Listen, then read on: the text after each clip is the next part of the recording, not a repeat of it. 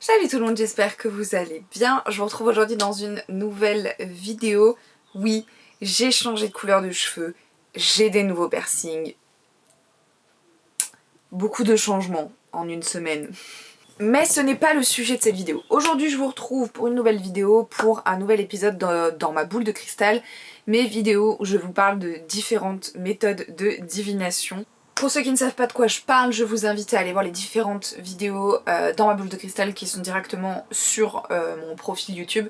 Et aujourd'hui on va donc parler d'une nouvelle méthode de divination. On était passé au C avec l'épisode du mois dernier, la caphéomancie. Du coup vous vous doutez bien qu'on va parler d'un art divinatoire commençant par la lettre C.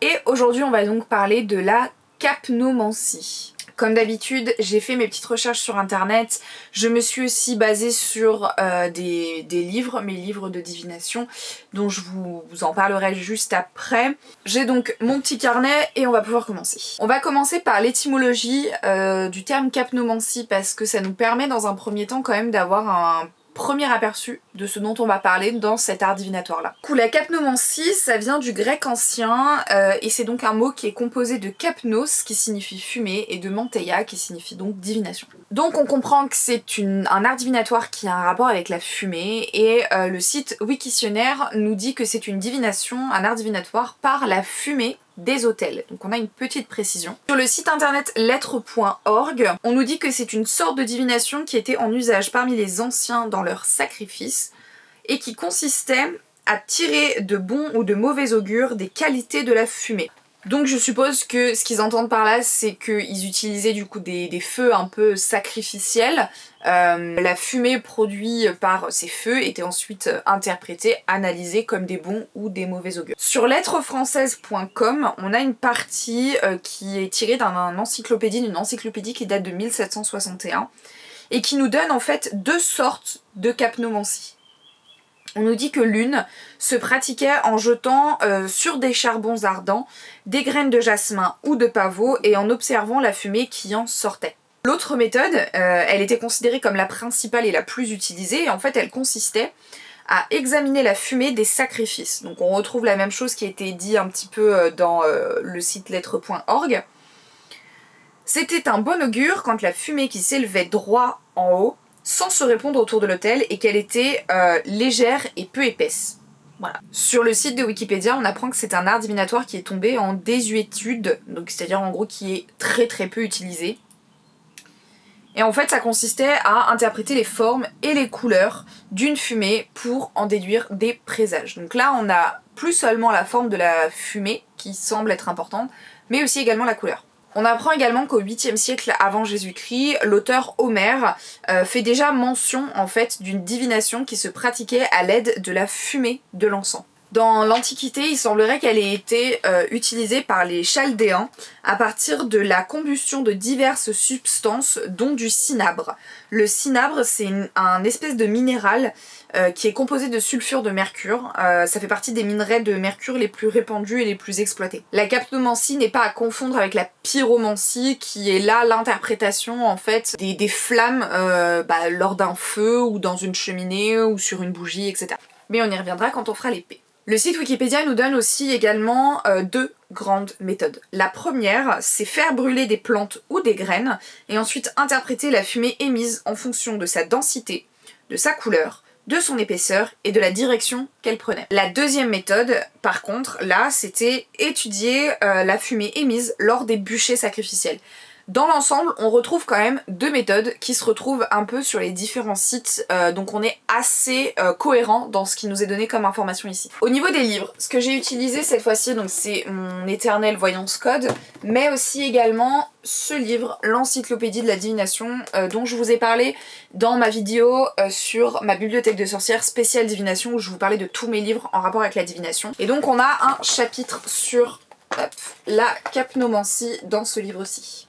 En sous-titre, au niveau de la capnomancie, on nous dit les présages de la fumée. Donc à nouveau, on est sur le même principe, on analyse en fait la fumée. On nous dit que la fumée émanant d'un toit, d'un temple ou d'un tipi était perçue comme un axis mundi. Un axis mundi, c'est en fait ce qu'on appelle la connexion entre le ciel et la terre. C'est vraiment dans un esprit très religieux, mythologique. Le livre nous dit aussi que la fumée représentait les essences du temps et de l'espace s'échappant vers la liberté éternelle. On nous parle d'une légende, on nous dit que la légende dépeint une âme humaine conçue dans une flamme vacillante, se transformant en spirale de fumée et s'élevant vers les dieux.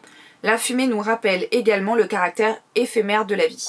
Ensuite, on va nous parler des us et coutumes et on nous dit que dans de nombreuses cultures, on plaçait de l'encens dans le feu pour inciter les esprits à dévoiler leurs intentions. L'aspect et l'allure de la fumée permettaient d'entrevoir de bons ou de mauvais présages. La fumée, de manière générale, était aussi très souvent utilisée chez les Amérindiens. En fait, elle servait à purifier. Ensuite, on va nous donner du coup une méthode d'utilisation en fait de la capnomancie. On nous dit vous pouvez pratiquer la divination par la fumée dans votre jardin. Cette description concerne une pratique en extérieur, mais elle peut être adaptée à l'intérieur avec de la fumée d'encens ou de santal. On nous dit allumez un petit feu dans votre jardin avec du bois légèrement humide pour avoir beaucoup de fumée. Jusque là, on est d'accord. Asseyez-vous devant le feu, fermez les yeux quelques minutes, concentrez-vous sur votre question. Inspirez profondément et expirez en direction du centre de la fumée. Faites gaffe quand même à pas vous intoxiquer, on reste assez loin de la fumée. Si la fumée se dirige vers la droite du feu, c'est un signe de chance. Si elle se dirige principalement vers la gauche, la réponse à la question posée est non et c'est un signe de malchance. Si la fumée monte tout droit, c'est que le cosmos n'a pas de réponse à ce moment précis. Ça me rappelle un petit peu, vraiment dans ce qui nous est expliqué en termes de méthodologie et d'interprétation, donc droite oui, gauche non, centre pas de réponse, ça me rappelle le pendule, en fait, où selon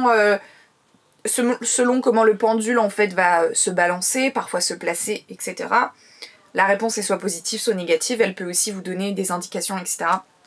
Ça me fait un peu penser à ça. On va passer à notre livre Voyance Code. Donc là, on nous dit dans le livre qu'il y a différentes méthodes de capnomancie, que l'une des plus intéressantes serait celle d'origine gitane, ou provenant en tout cas du Moyen-Orient. On nous dit qu'il faut faire brûler du combustible sec, donc par exemple du charbon de bois, dans une petite assiette ou dans un cylindre. La fumée qui se dégage doit être envoyée dans une boule de verre, ouverte vers le bas, pour faire entrer la fumée. J'imagine bien, en fait, justement, vous avez votre coupelle et en fait, vous avez comme une boule de verre. Alors après, évidemment, ça se trouve pas aux quatre coins de rue. Vous pouvez pas forcément utiliser ça chez vous, mais une boule de verre, vous avez un trou ici, de manière à ce que quand vous la placez au-dessus, la fumée, en fait, entre dans la boule de verre. Voilà. Si vous utilisez le cylindre, il vous suffira de l'introduire dans la boule.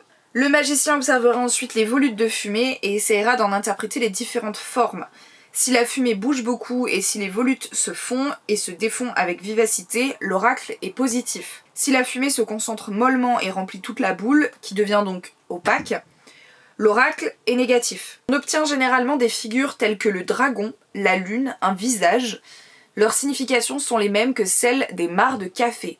Alors, là, on a une toute autre méthode finalement, interprétation en tout cas, où on nous parle vraiment de formes très particulières où on va vraiment voir justement les mêmes formes, comme dit le livre, qu'on peut retrouver par exemple dans le marc de café, et là du coup on va les interpréter comme du marc de café. C'est la première fois sur les différents sites et les différents livres que j'ai vus sur la capnomancie où on va nous parler de ces différentes formes-là. En tout cas, c'est une méthode de divination qui est très intéressante, mais qui n'est pas très étonnante en elle-même. Moi, je me rappellerai toujours, alors c'est très con, mais ça me fait beaucoup penser en fait à des épisodes de... comment ça s'appelle, de Lucky Luke, qui se passe donc à l'époque de la conquête de l'Ouest, avec donc les Indiens et du coup les cowboys, et vous aviez donc toutes ces plaines désertiques, et vous aviez donc les Amérindiens, et en fait ils communiquaient avec le feu, enfin tout du moins la fumée. En fait ils faisaient brûler un feu, puis ils mettaient une, comment on appelle ça, une tenture en fait dessus, de manière à ce que la fumée se coupe, et ça fasse des petites boules parfois, et c'était un peu comme du morse finalement, ça pouvait dire plusieurs choses. Et du coup c'est pas la première fois effectivement que je vois qu'on peut communiquer avec du feu, et donc c'est pas étonnant que derrière on puisse faire de la divination par en fait au final la fumée, le feu, tout ça. Donc ça m'étonne pas énormément. Par contre je suis très contente parce que j'ai réussi à trouver quand même pas mal de méthodes. C'était assez clair, assez cohérent dans ce qu'il disait, à part effectivement Voyance Code, on sait pas ce qui lui est passé par la tête, on a l'impression que lui il a fumé un petit peu là.